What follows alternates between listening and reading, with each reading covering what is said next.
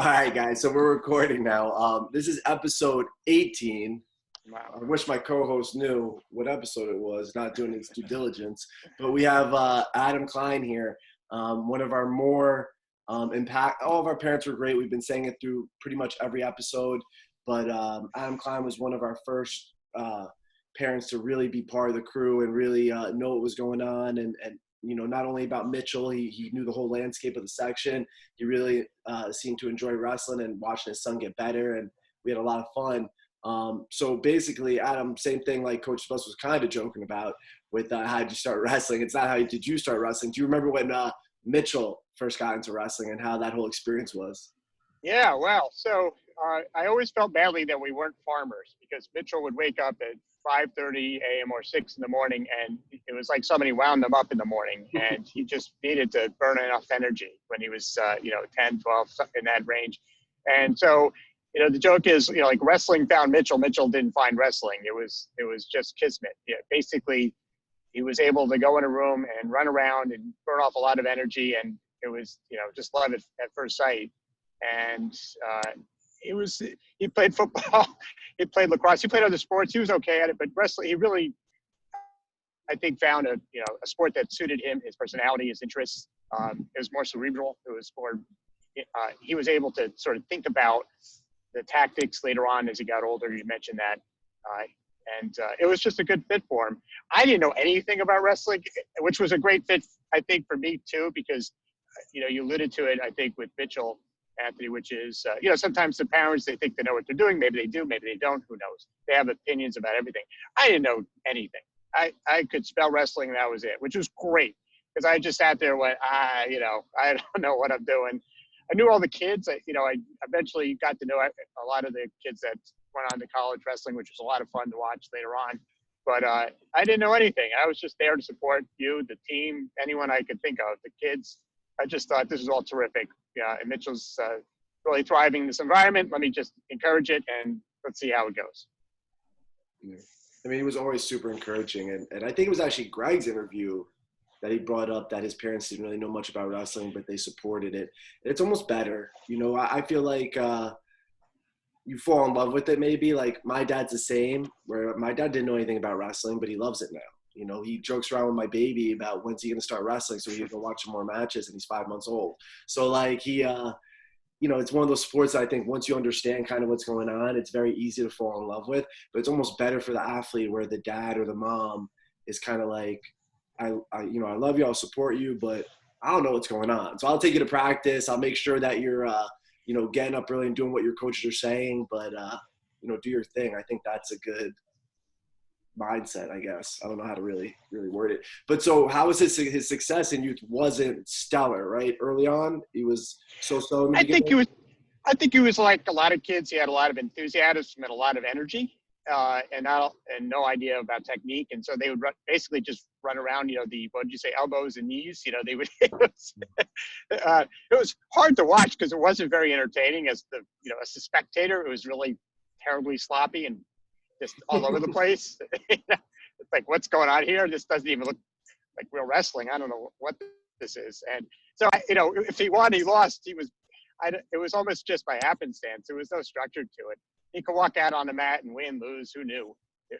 He had no idea what he was doing. It was all just a bundle of energy and enthusiasm. And I think that's generally youth wrestling, with the exception of a couple kids. Like, I guess you have a couple kids now and PJ Duke, but Brian Rubito, when he was probably 10, 11, probably knew what he was doing. I'm guessing. I didn't know him at that point, but there were probably a couple kids in the section that actually had some structured training. But at that point, most, like 99% of the kids had no idea what they were doing. So win, lose, it didn't make any difference. It's still like that. Guys like PJ are like the one in a million type. They're not the prototype at all. Like, PJ's a different kind of kid. What are you going to say, DeBus? I'm sorry. I'm saying, like, during that time, Section 1 wrestling made a big push into youth wrestling. I know John J. Cross River started having tournaments. A lot of the locals like Pleasantville and Ossining. And so it became a bit of a push for Section 1, and Mitchell was right in that wave. Yeah, and it definitely helped us all. And he went to youth states, which was fun. I mean, you got to, I think, indoctrinated into, what it would be like going to tournaments and understanding how the team works and what it meant to show up and participate. You know, just kind of the building blocks were started to be established, but there was just no technique at all. Well, it's good too, though. You know what's great though about Mitchell and any of these guys, and I love hearing this when we do these interviews, is it's almost like, to me, it would almost be more, it wouldn't be as fulfilling if I heard that they all were youth superstars and just killing everybody, right? It's kind of fun that, to me, I enjoy hearing that, you know, they stuck with it, right? It's staying the course. Like Mitchell stayed the course. Like, he wasn't bad, but he wasn't great. He was figuring it out. He didn't really know what was going on. And as most kids in wrestling are doing at that age, right? Kind of, it's a weird thing. There's a lot to it. It doesn't seem like there's a lot to it, but there's a lot to it. And he's figuring it out. You know, Nick Phillips, I rewatched his interview yesterday, and not winning a match all the way up to 6th grade and being able to keep wrestling is crazy. And, like, you know, Mitchell maybe not to that level, right? But, you know, he's not setting the world on fire. And I do think that says a lot to what Coach DeBellis does with the youth guys, because, you know, it's not like baseball, football, soccer. When you lose a game, okay, fine, but maybe you play pretty good, right? Like, if you're losing a wrestling match, you're getting the crap beat out of you, and then you're showing back up the next day. And I think that's pretty interesting. Or with the youth tournaments, 10 minutes later. Yeah. You know, you get beat up, and then all of a sudden, like, all right, I'm at number 2, Mitchell, Klein. I give all of you credit. I love wrestling. Coach DeBellis is great with the youth, and Adam, you know, you had Mitchell go through the youth, so you were at all those tournaments. Youth wrestling tournaments made me want to pull my hair out.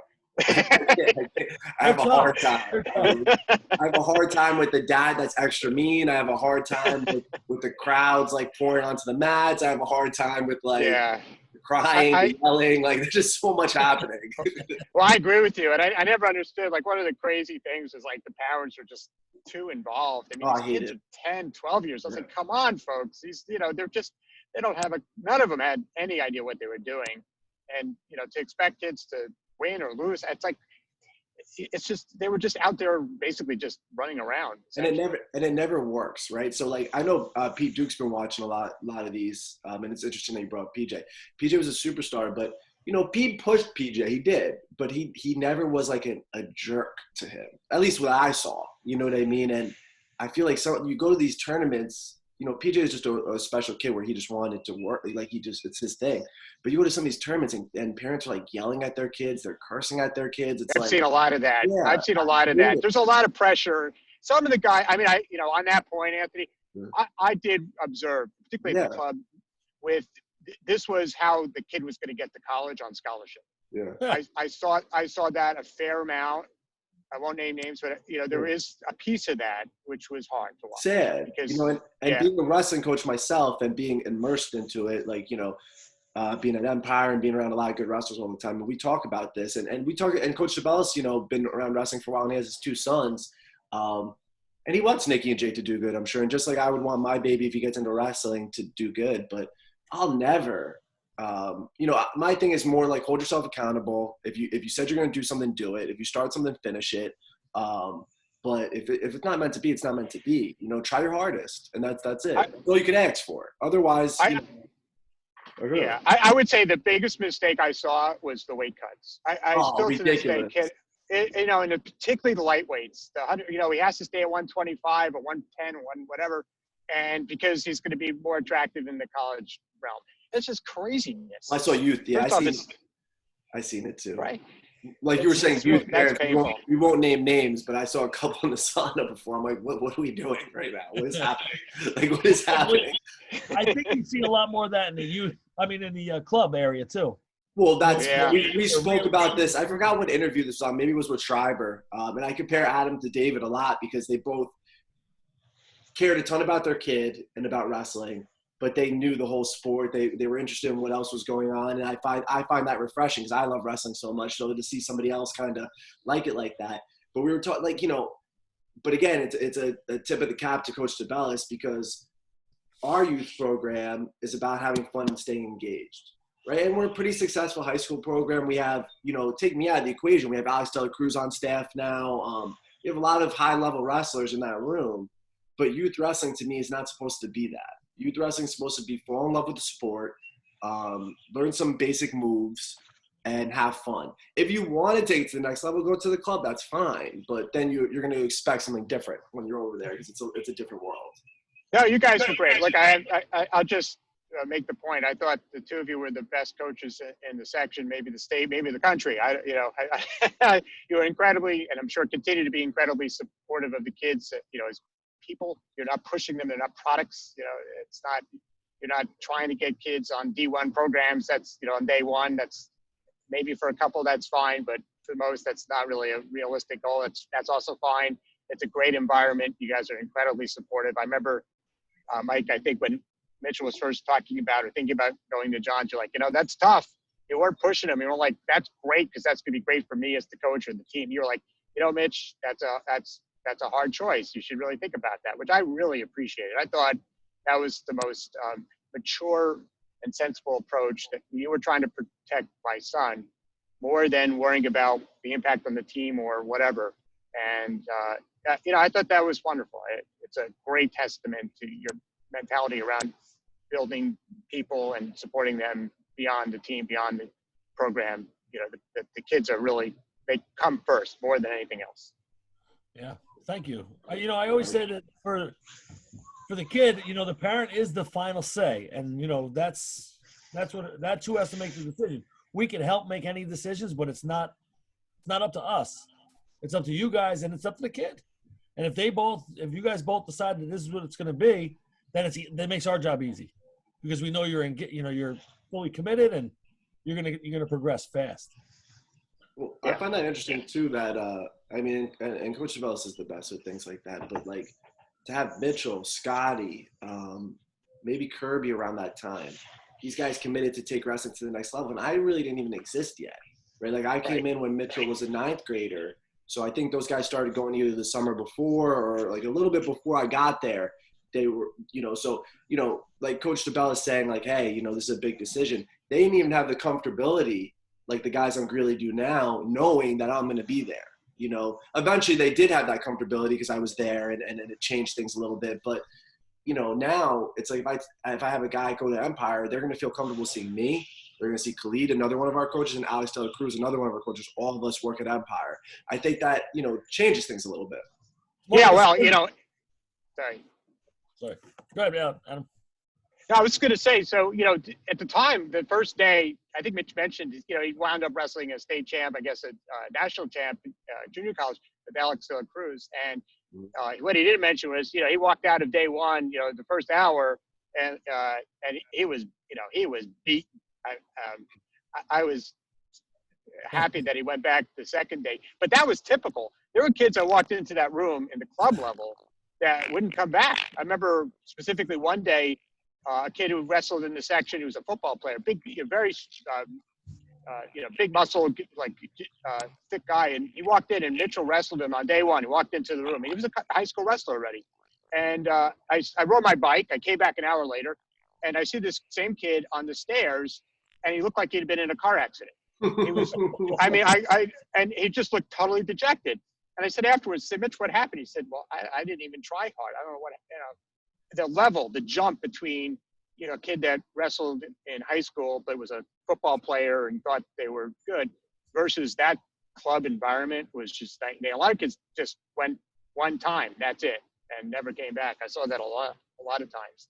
It's a different world. And I'm very proud of, I think guys like Mitchell going all the way up to the guy, we had a couple guys in our 10 years together, Coach Sabellas, that weren't big club guys that were still kind of successful. Like Sean Sinesian was an all-section wrestler. He wasn't a club guy. Billy Marino, Brett Lobian. Those are probably the only 3 I could think of that had no club interaction. But, and those kids just the same are great kids and special kids and all that stuff. But I hold a special place for the guys that really busted their butts at the club because it's a different world. So to know that Mitchell was able to withstand that, like, those summer days when it's like 105 degrees out and you're in there. It was hot in that club. And it's not like myself or John are like, oh, it's hot today, we're going to take it a little easier. My mindset's more like it's hot today, we're going to go a little harder because it's hot and that'll make it even better, And it was fun though. I had a lot of fun with Steve Rubito and Alex Dela Cruz when he was there, and some of the other fathers.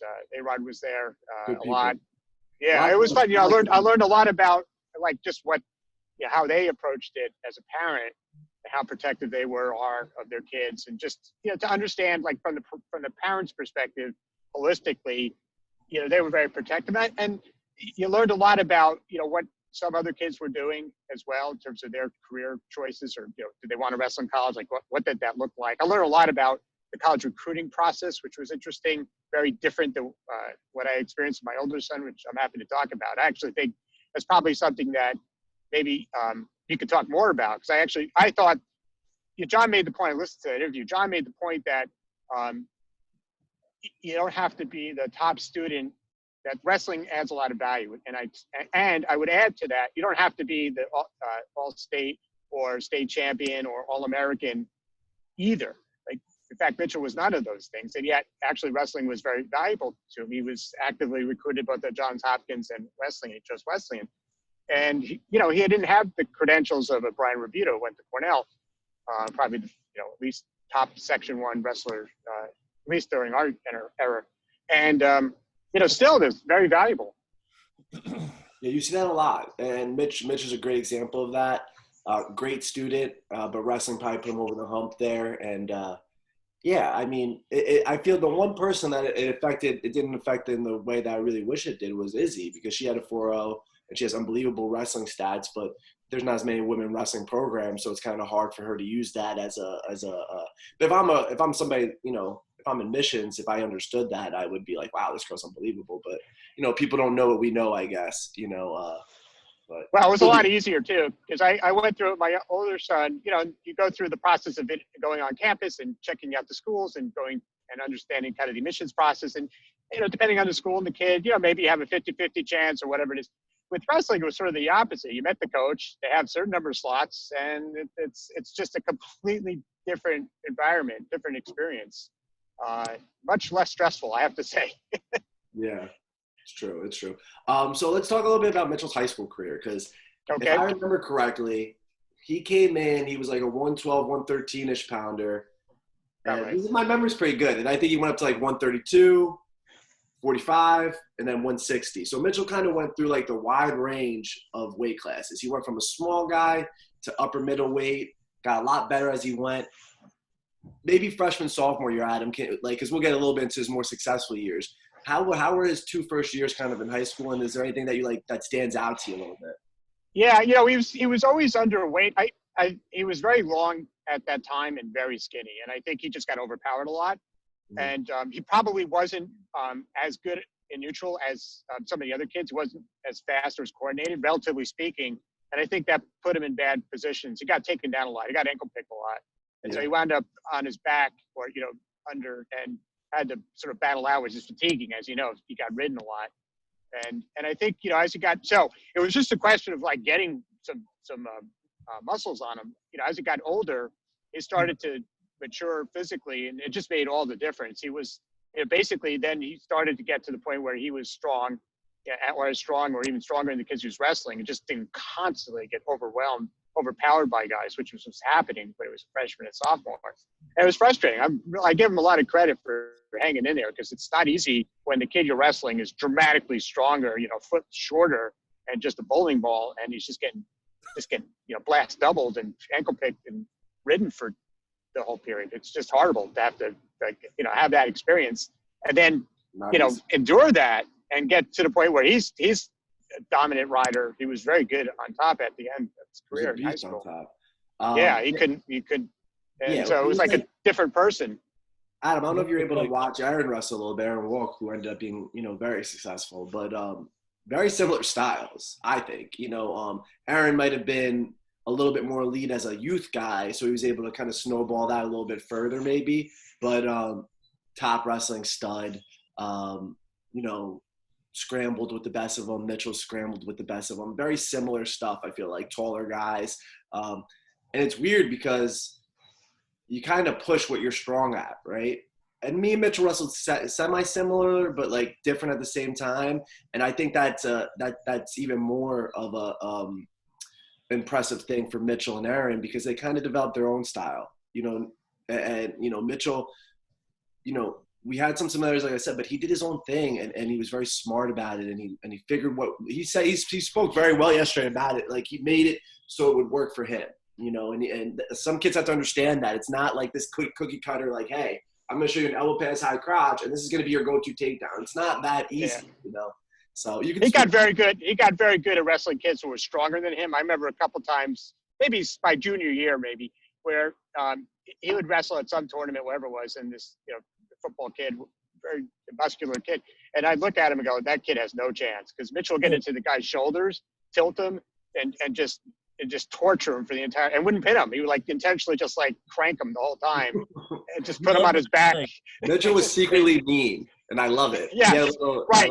And he was so long, he had so much leverage that once he got into the kid's shoulders, there was no way of getting out of that. It would just torture him. Was there any interaction between Aaron and Mitchell at all? Maybe youth. Maybe Mitchell might have helped him when he was on youth. I don't know. I don't think so. I don't remember it. They probably had interaction, didn't know they had interaction. So when Mitchell was in high school, true. You probably helped out at a youth practice and didn't even know who Aaron was. But it is interesting that they're both very similar, though. You're right. And personality too. The same way. Personality. They both very smart guys. Both very. They keep to themselves, but are funny when they get going. Very similar. Like similar in a lot of ways. It's actually really interesting. Yeah. Well, I think they both kind of mimic your style as well. So, but I think Jacob Ferrer mimics my style a lot. And me and but Jacob and Aaron and Mitchell don't wrestle anything alike. So, maybe they take pieces of you a little bit. Well, like we always say, different strokes for different folks. I was never dominant on top ever. In high school, I was okay on top, but Mitchell you are good now. Well, because I'm a coach, but I'm just but Aaron and Mitchell. Russ, Jacob's more take him down, let him up, take him down again. Right. That's more how I would have wrestled, right? Mitchell and Aaron scramble, they get a takedown, and that guy on bottom does not want to be there, and we're feeling a lot better sitting in the corner watching Mitchell on top. Like, okay, we're good here. We feel very few people got out of Mitchell. Once Mitchell was riding somebody, very few people ever got out of that position, and often just got teched. Not to jump around, but because I want to talk about junior, senior year too, but Pop and Flo his senior year, he wrestled that big kid. That kid was a big, strong kid. Mitchell was wrestling like 182 or something like that. Cradled him up and stuck him, and it was awesome. So he was always in a match whenever he was on top of you. Like there was no way he was out of a match if he was on top. The cradle was a great equalizer. Well, it was a fun team. I was thinking about this. A lot of the club teams he was on, if you put together the guys that were on that club team, I think you would have a top 10 D1 program. It had, I counted it, I think 4 multiple Americans, a U23 world team member, Yusef Hamida.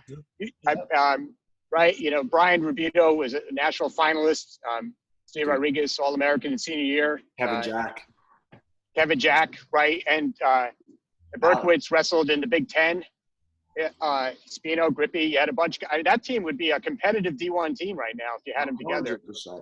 Well, Adam, and I don't want to make this like an Empire promo, even though I love Empire and I coach and I want all of our kids to train there, right? Like, of course. But there's something to be said that the guys that come through that program, we're good as a club, but there's other clubs that beat us here and there, right?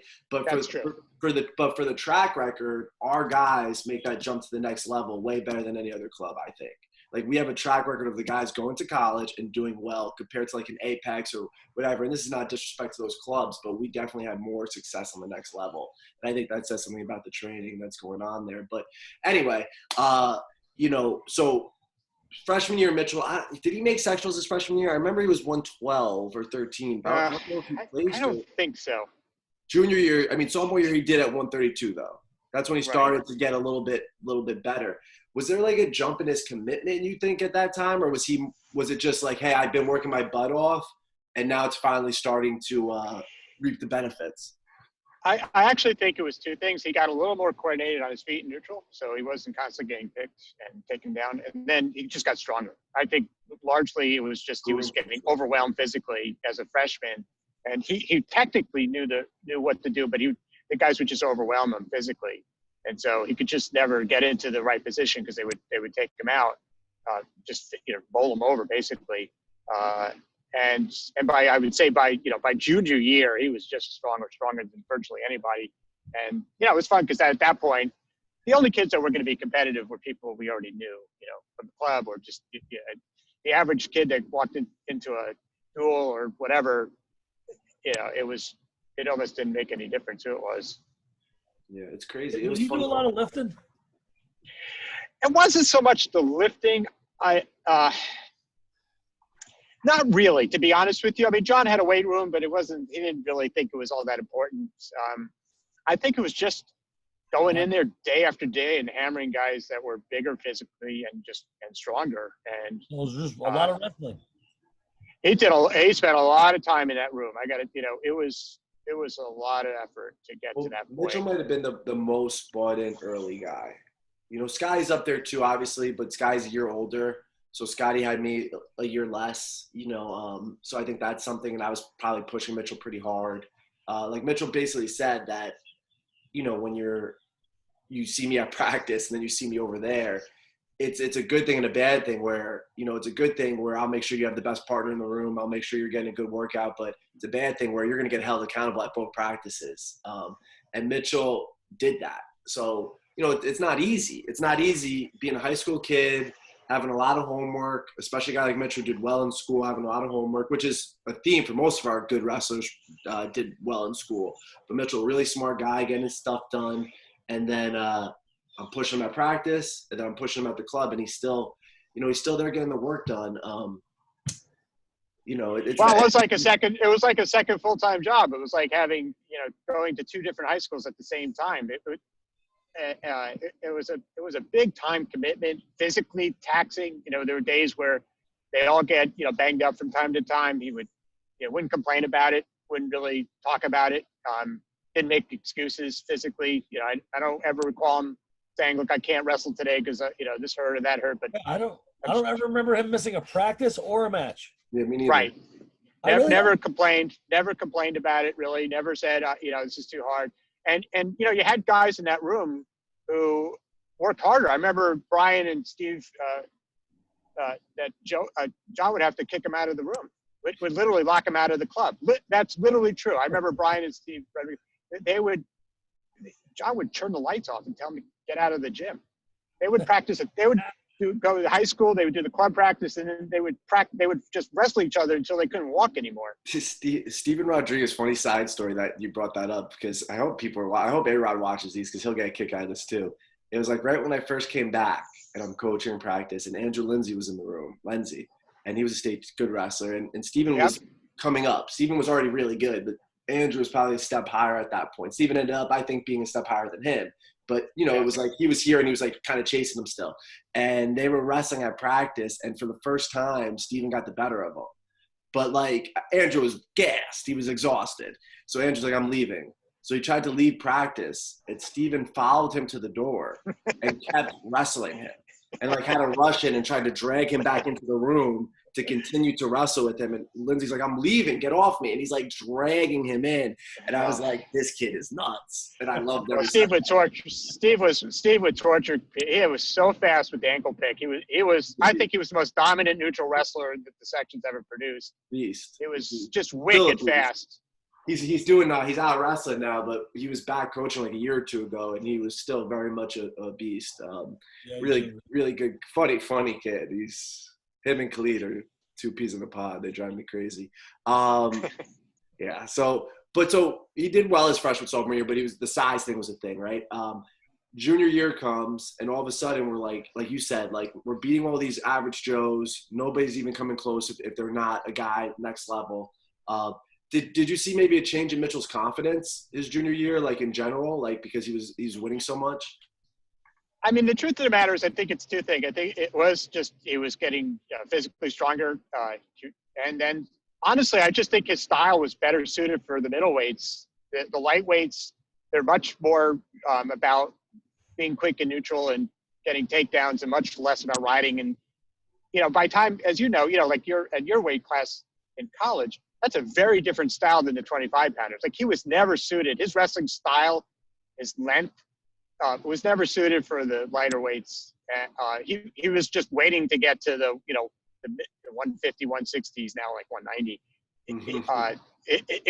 It would have done much better had he wrestled 150 on day one. Like that's I think his body was much better suited for that wrestling style, because it's a lot less about being fast and neutral and much more about riding somebody and being more technical, not just taking people down. And you see that in college, right? Like Steven Rodriguez, I watched him in college a lot, when he was on the D1 tournaments, and the ankle pick didn't work in college for him. Like he hit it a couple of times, but he wasn't going to hit that against top level talent. He had to change his style of wrestling. It's really interesting to watch. A lot of those guys, went from just like teching people, cutting them and then attacking them to they had to wrestle. That's what happens, I guess, when you throw a lot of kids that were teching and killing people into one little. But I think at a higher level, and you start to see it at the higher levels in high school too. Like Mitchell saw it at some off-season stuff, and it's not going to be that one crisp, clean shot. It's going to be 2 or 3 attempts. It's going to be finding that little crack in their armor to get the score. Things like that. But so when Mitchell started doing better, right? Was there ever a time where you thought, maybe he was going a little too hard? Like when we were joking around yesterday about the Christmas practice, like, did you ever think like maybe Mitch should like chill out with this because this is a little too much for him right now? Because it's hard. It is like a full-time job, and most adults probably wouldn't be able to do what a lot of these kids do. Yeah, it's an interesting. It's funny you say that. He tried really hard. He was all in. He was his own worst critic. Is his own worst critic in that sense. I think he felt like there was a lot more that he could do. I don't know.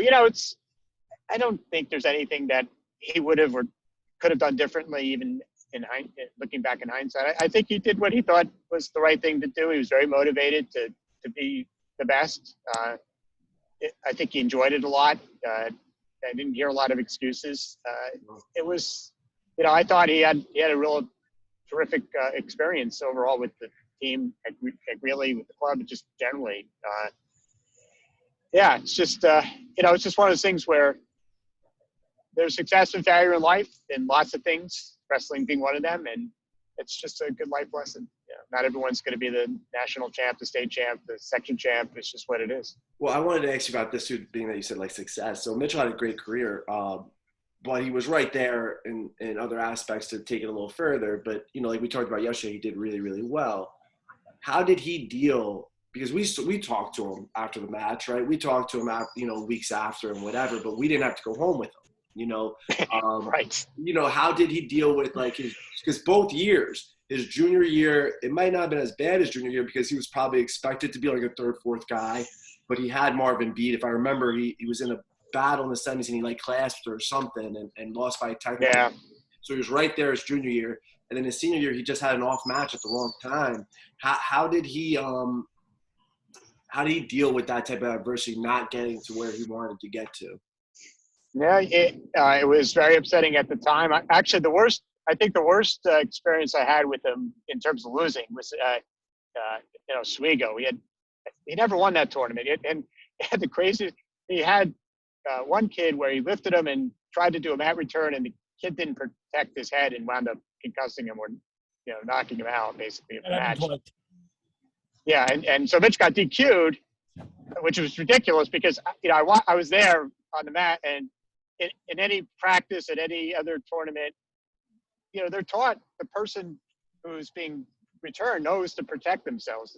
That's the first thing you learn, basically. I don't remember that. Did I lose my mind? Yeah, it was the semifinals, I think. Was I semifinals in Oswego? Yeah, he got DQ'd. I think he was just destroying this. I mean, it wasn't even a fair fight. It was ridiculous. No. And Mitch got him and tried to mat return him, and he put him on his head basically, and that was it. And did the kid wrestle in the finals? I don't remember. I don't know. I think he was done. I don't remember. He was not even close. I mean, it was not really. I think the kid actually did get hurt though. No, he got hurt. Yeah, yes. but again, when you get lifted, you bring your knees to your chest and elbows in and land like a cat, no matter what. And that happened to us twice in Oswego. It happened with Brock too. Yeah, I mean, it was one of those things where whatever Mitchell did or didn't do, the kid he should have beat him every time. Would have, in fact. Yeah. Anyway, so he was very upset with that, which is understandable. They're kids. It's a life lesson. Sometimes you lose when you should have won.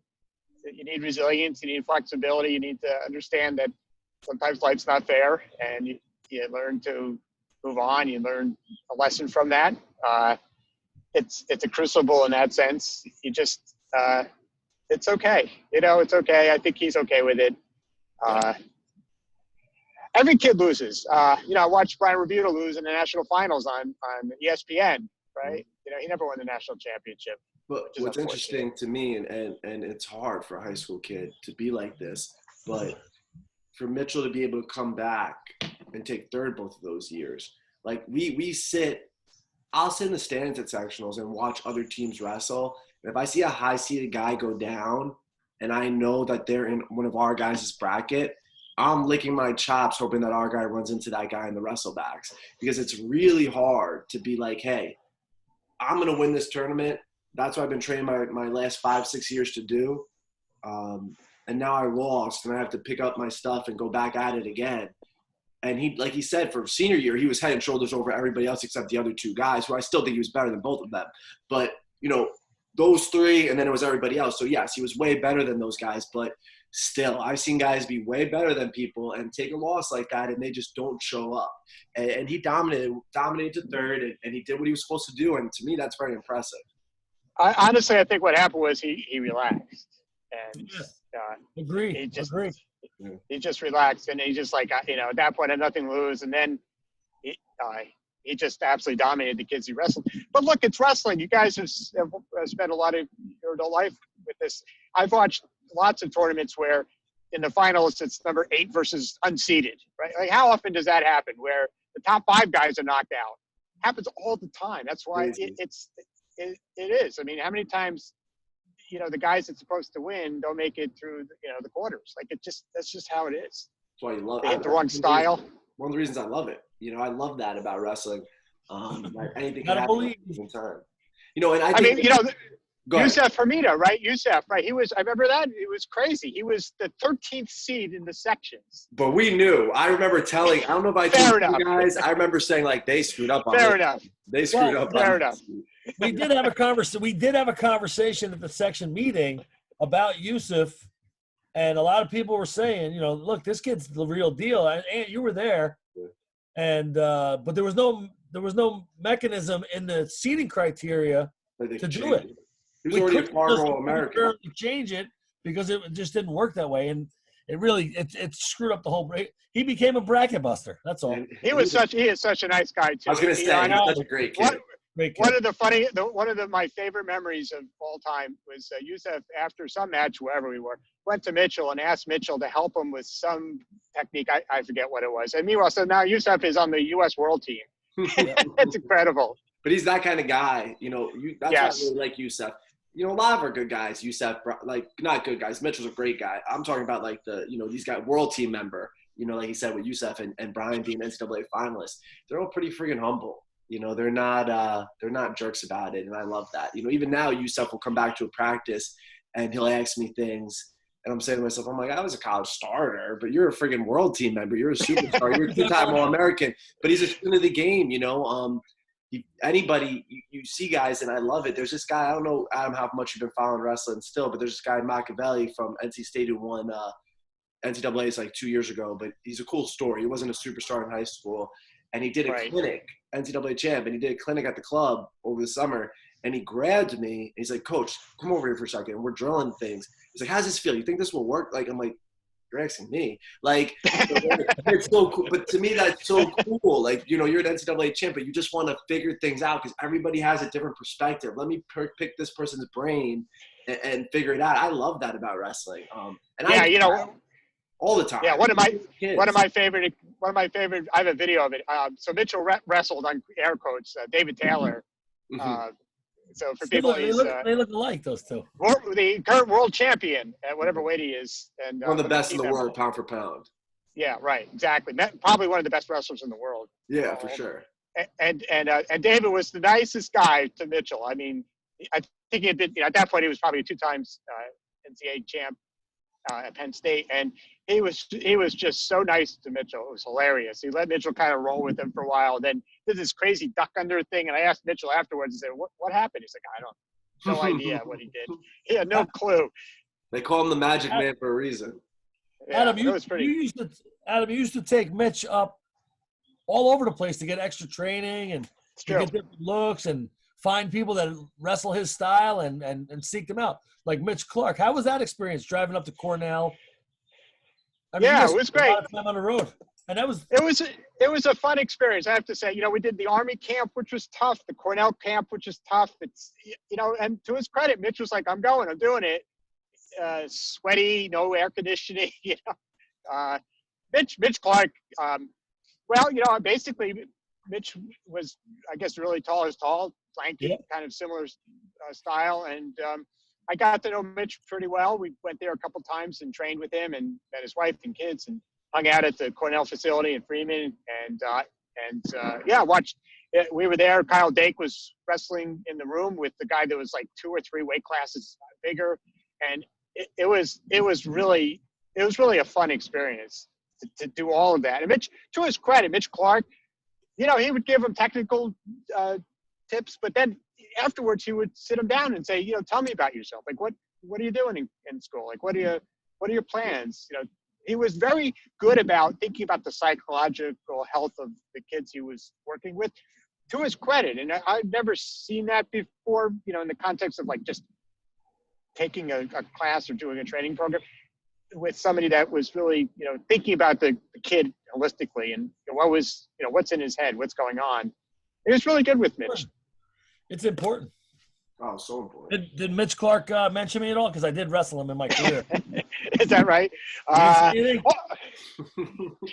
remember was Mitch Clark was complaining that he was a little creaky at that point, I guess. Yeah. He was probably about your age. He was an interesting story because he obviously he was a terrific wrestler, freestyle wrestler. He lost in the state finals to somebody from Sachem, Jason Kraft. I was in that weight class in that same year at States. I didn't make it anywhere near those guys. But then years later, Mitch Clark Tech Falls his kid in the national finals with tilt. I mean, it was like maybe the second period. He changed the game. It's like an Askren kind of thing where he was unbelievable with his top. Although I think Section 10, which was only a couple schools, they never had a state champ before. His brother did it later, I think. Although he did complain, it was funny. I learned something, which I forget what the position was that he used. He used some kind of like leg lock, but apparently it's very painful to do. and so Mitchell learned it, but then he was like, I hate this. Well, he's a beast, though. He still comes to the club.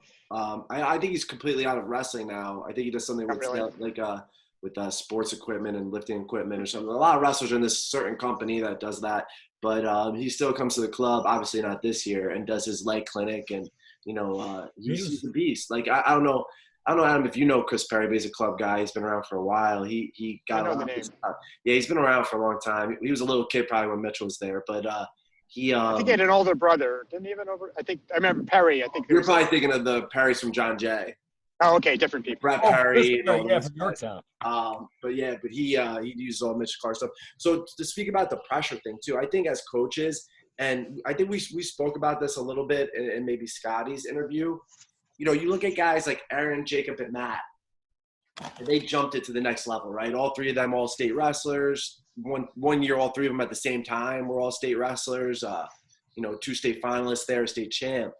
And I think I pushed them just as hard as I pushed the Mitchells of the world and the Scotties of the world. But finding maybe like you were saying with the Mitch Clark thing, finding a way how they tick a little bit better and different kids are a little different. Like I think even back then I cared deeply about the kids, but I was very one-track mind and I try now not to talk about it. I think when Mitchell was in high school, we probably talked more about, hey, you need to win a section championship. Hey, you need to do that. Where now I won't do that because you gotta be the best version of you regardless. Every match to me should be the same. And that's how you should be approaching it and not putting that type of pressure on the big moments. Because if you do, it's really hard to compete when you're like, hey, I need this, I think you're exactly right. You're 100% right. And to that point, and to his credit, John Deagle, there was some kind of clinic or something was going on at the club where Mitch lost or wasn't doing what John wanted or whatever it was. And anyway, and there were a couple other kids too, and John was screaming at these other kids and giving them all hell. And one of them said, hey, why aren't you yelling at Mitchell? And John said, Mitchell's his own worst critic. I don't need to. It's true. And John never once really gave it to Mitchell. Never said to him, "You should try harder or do this." He was always to his credit, John understood that some kids need kicking the butt essentially, and other kids are, that's it. They are giving you everything. If they don't meet the expectation, it wasn't because they didn't try. And it's personality too. I feel like for example, like with the three guys that just went through, like a Jacob, I never talked to him. Like I didn't have to, right? Like he was the Steven and the Brian where I would have to kick him out of practice. Like he was just too much. I'd be like, dude, take a day off. We're being ridiculous right now. Where Schreiber worked his tail off. I always did whatever I asked of him to do, hard worker. But every once in a while, he needed a little, kicking the butt from me. He needed a little bit like, you could do this a little harder. You could do this a little bit better. And it was never resistance from him. He always embraced it and took it. But like you said, I think certain kids, you got to learn your athletes, right? Like certain kids might need that little encouragement. Certain other kids might need you to say, hey, slow down. Like you're going too fast here. Like you're going to burn yourself out. And other kids, like Aaron kind of would beat by his own drum. He would always listen to us when he needed to, but he was very self-reliant, The pressure is hard. As an adult, you realize, life is, sometimes you win, sometimes you lose. That's just how it is, and you move on. It's a lot for these kids. They're in high school, they're young. There's a lot of expectation on them, from the coaches, from the parents, from their teammates. They don't know. They don't have the life experience the resiliency really to understand it. And I've seen a lot of kids struggle with that. So I fully endorse the point of view that some kids need a different approach, and maybe it's support and not so much kick them in the butt. Yeah, and Mitch Clark did that. I mean, he read Mitchell pretty well, I think. And I think that shows why Mitch Clark was such an elite guy, though, because I think to be that elite of a guy, you need to have that type of mindset, maybe. But we've been talking a lot about this lately in general with the kids is eventually wrestling ends, right? Eventually wrestling ends. What are you going to do? Like, are you going to be able to use these skills that you're learning through this sport past wrestling? Because at the end of the day, that's all that matters, right? And we talked about like how heartbreaking it was when Izzy lost in the blood round this year. We really wanted her to win, but she's going to go on and do great things anyways. It's a bump in the road, right? And that might help you become what you want to be. Like, Mitchell might not know it right now. I mean, he's a super smart guy, so he probably has an idea, but he might not know it right now. But those 2 third-place finishes might, propel him to something that wouldn't have happened if he was the best ever at wrestling. Like, I feel like things happen for a reason, and if you worked your tail off and those were the results you got, good for you. That's great. Well, and also, I think maybe you said it. I forget exactly. Somebody said this, but most people end their college careers with a loss. DeBella said it, yeah. Yep. Yeah, maybe DeBella's right. Yeah. Mitchell did. Right. That's true.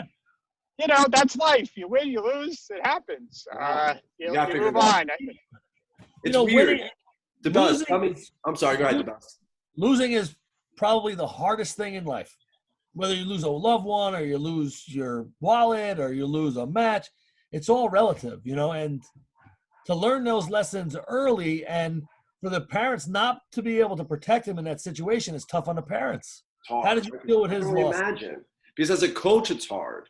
And I'm not, and now, I don't know anything like you two know because you guys have, Adam has grown kids, coach has kids that are from 12 down or I'm not sure how Lily is now, but, I have a little baby and I can only imagine him not getting the result he wanted to get. And that would chew me up, So it's like, I couldn't even put myself in that position. Because as a coach, watching Mitchell lose that year in the semis hurt me bad.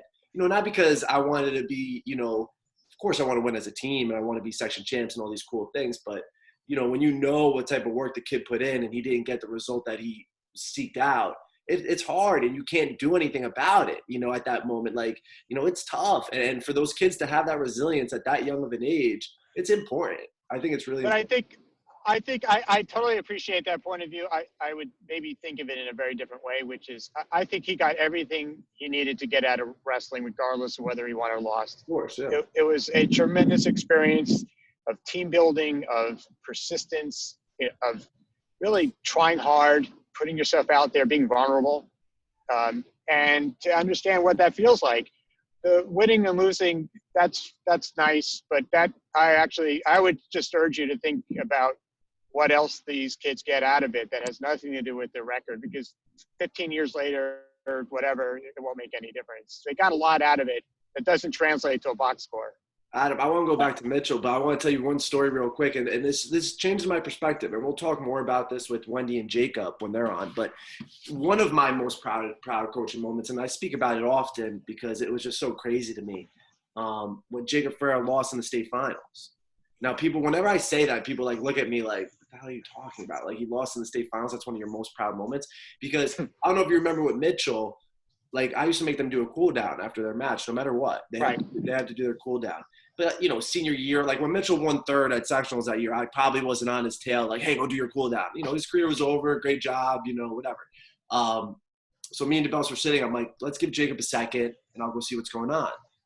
I'm in the back. I go in the back. He's doing his cool down. And I'm like, you okay? And he basically tells me that the lessons he learned in the room and all this stuff was more important. I'm paraphrasing a little bit, more important than – a state title. And to me, it's like, man, you're a mature 18-year-old to say that. And I think that's really true. And it's exactly feeding off your point. Like Mitchell's wrestling career, he wanted to be section state champ, I'm sure. But life will go on. He got a lot out of it. And myself and DeBellis had tough losses that ended our careers as well. And you got to bring that up. Why did you have to bring – I asked you not to bring that up in this interview. I still think about it. Right, and he still thinks about it, evidently, because he's over here freaking out. Yeah. No, every day. But the guy hit me with a single. We could still joke. We could still joke. We still love our family. We still love coaching the kids. Life goes on. It doesn't mean that disappears in the back of your head. But I'll tell a joke. Me and you will laugh hysterically, and I won't be thinking. It's not like it's something that's going to be attached to your body for the rest. It's different. Well, Coach Aroda said, he taught the meditation and psychology. And Coach Arodas, I don't know if you knew him, Adam. Bob Arodas, he was a terrific coach, but he talks about the law of impermanence, where no matter how bad it is, it's going to go away. And no matter how good it is, it's going to go away. So it's just a matter of being able to deal with your emotions and kind of all right, I expect this a little bit and I'm going to move my way through it. So, it's tough to lose. Yeah, and it's tough to be the coach too. I have to say I give you guys a lot of credit. There were a couple of times where I thought I don't think I could have kept my cool. There was one in particular, where you Scotty, remember the front? You probably remember. It's the front headlock. You were screaming at him, "Stop with the front headlock!" He was a very physical wrestler, and sometimes that was hard to watch. I have to say. There was, we had those moments. I don't think the kid that was wrestling with Scotty knew what he signed up for. No, Scotty was a rough man. He pinned the Connecticut State champ out in Rhode Island in 30 seconds. With the assassin, that thing was tight. He got me in it before. It's not fun.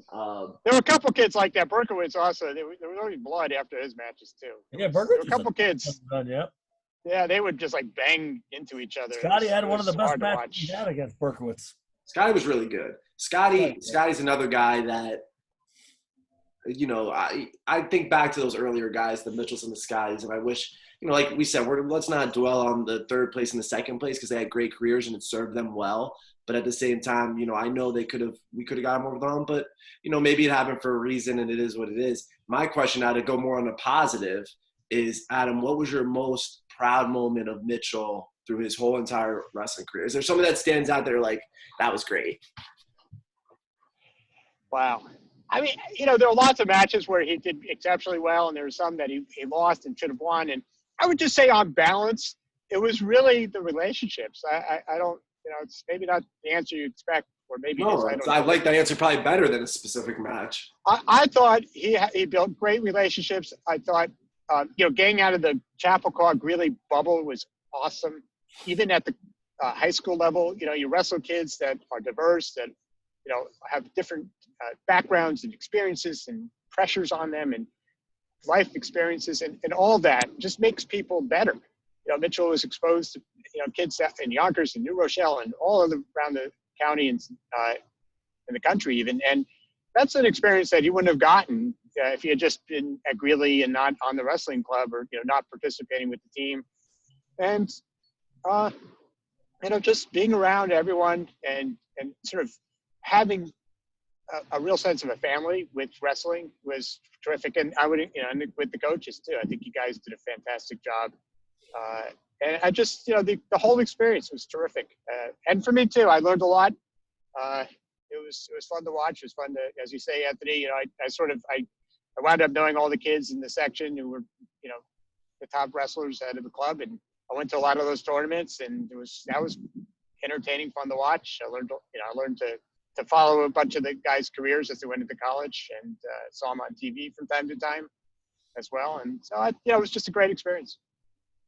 Yeah, I mean, that's why I think, Adam had such a nice place in the program with us, and Schreiber too. It's such a great sport, and to see people that weren't, David wrestled a little bit in high school, but to see people that weren't, it wasn't their not to say maybe not their cup of tea, but it wasn't something they were exposed to when they were younger or whatever, and they end up liking it as much as you, or similarly to you. It just shows, like, I can't see somebody that never liked football growing up all of a sudden love football because their kid's playing it. Like, it's there right in front of you, and if you don't like it, you don't like it. It just is what it is. A lot of people don't know what wrestling is. They see it, they're confused by it, they don't understand it. When they start to understand what goes into this, and like the sacrifices kids like Mitchell made to be who he was, there's a way bigger respect for the sport that maybe originally was had by people that have no clue. And I find that refreshing. Adam loving wrestling, I find that refreshing. The way Schreiber loves wrestling is they understand that this is hard. It's great, it's fun. A lot of good things come out of it, but it is not easy. And I think it's important that guys like Mitchell will always be remembered, even though, we could have got a section title. It was third twice in the toughest sport there is. In the toughest weight class, really. In the toughest weight class. Being a middleweight is the toughest. That's the curve. That's the top of the curve. Yes. Well, you built you built a great program. There were a lot of kids that benefited greatly. Bing Bing was an example. You went from a skinny kid to an Army officer now. It was incredible. I watched that interview. What a nice man. I love really terrific. I mean, I would say, just countless examples of kids that went through that program who are terrific adults who benefited greatly from your tutelage, your coaching, your mentorship, and the experience of being vulnerable. I mean, that's it. You go out, that's it. There's no team. There's a team, but you're out there by yourself, and you win, you lose. It's hard. They struggle, they succeed, they fail, all those things. You learn a lot from that experience. There's no question. I miss wrestling. I miss it so much. Well, you're not in the group. These guys. Being that you're a Chappaqua employee, teacher, you're not in one of my chats. And I actually wrote yesterday that I can't wait for wrestling. I'm incredibly fired up. So I'm right there. But we're gonna wrap up soon. But I want to put this out there just to kind of wrap up Mitchell's story a little bit too. And Adam and Mrs. Klein, everybody is all in that together. But like, if it wasn't for guys like Mitchell Klein, there wouldn't be an Aaron Walk. There wouldn't be a Jacob Ferreira. There wouldn't be a Matt Schreiber. I mean, there might be some prototype of those guys, but it wouldn't be the same. Because if Mitchell was one of the first guys I really pushed and I expected more out of, right? So if Mitchell didn't embrace that and get better and go to these extra tournaments, do this off-season stuff, go place at sectionals, do great in all-season, if he didn't do that and it wasn't a good, his father, if Adam didn't respect it and like it and didn't want Mitchell to do it, we would have built a negative stigma. These things would have been going the wrong direction, and Jacob, Aaron, and Matt wouldn't have became who they were. So like you said, DeBellis, what was that saying? Something like you stand on the shoulders of legends or something like that? Stand on the shoulders of giants. Of giants. I mean, Mitchell, if it wasn't for those guys. Mitchell is a giant. I think he's 6'4", right? Well, yeah, he's a big boy. Yeah, he's pretty tall. It's my security detail. Both my kids are pretty tall now. Those boys, Jacob and Aaron need to look back and thank those guys because they paved the way. It's important because our system was built in 2010, 2011. You were coaching before. I was around wrestling for forever. But we became together at that time, and we built something at that time. And if people weren't buying in then, who knows where we'd be now, So, but Anthony, I got to tell you one thing. I got to give a shout out to your father. So maybe you know this, maybe you don't. But he was really, if I was before Schreiber, he was before me. He was your number one fan. He was incredibly supportive. I would sit in the stands next to him, and he would say things, Mitchell will be great. And he was incredibly supportive of you, of the team, the program, all the kids. He was a mentor to the parents, to me in particular, Melanie, the two of us. And, he would say, you got to take him to John's, or, he was incredibly helpful. And just as a shout out. That's awesome. I appreciate you saying that. And you're right. It was kind of David, Adam, and my dad, because he didn't know wrestling either when I started wrestling, and he got immersed into it too and knew all the kids and went to the club. Exactly. So it was very similar, those three guys. I didn't really think of it like that. I'm really trying hard at him to get him on this series, but he'll be on. He's giving me a hard time. We're going to trick him. He's giving me a hard time. We're going to say DeVellis wants to talk to you, and then you just hit the record button. Yeah, we could do it. Oh, that might get scary. He's watching. You should absolutely have him on. Yep. I think he'd be cool to have. Yeah, I think it'd be fun. And maybe we'll get Greg Ironfrank on to be a co-host that day too, because he was. That'd be great. Does that mean I'm out? Co-host. Oh, okay, all right. You're Demote's like the weatherman. Hey, looking pretty good. Yeah. Adam, anything you want to say to wrap it up? Because then we'll stay on for a second, but we'll stop recording. You got any? Other than just, this is a lot of fun. I really thought you guys do a great job. I've watched a bunch of these interviews. It's nice to connect. So we should try to get together again when we can. And, look, I just say that take advantage of the alumni base more than you think you can. I think the parents, that have been with the program over the years, and the kids as well, there's a lot of support for it. I think they all appreciate how hard a sport it is, how difficult it is, particularly in high school, to go through that experience. And I think there's a lot of support that you could harness and just think about that. Appreciate it. I mean, we do have a great alumni group, the kids, the parents, and like we were speaking before, Adam, we didn't really bring this up often, but me and Coach DeBellis have our own new alumni now. Like, really alumni. We have guys from 68, 67. I don't know if you saw that interview that we're jumping on.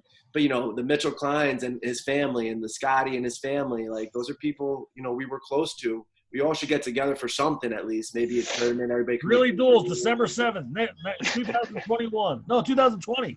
Fingers crossed. Oh, okay. All right. Okay. I'm going to stop recording. Adam, thank you for your time. It was awesome. Blast from the past. We had some fun.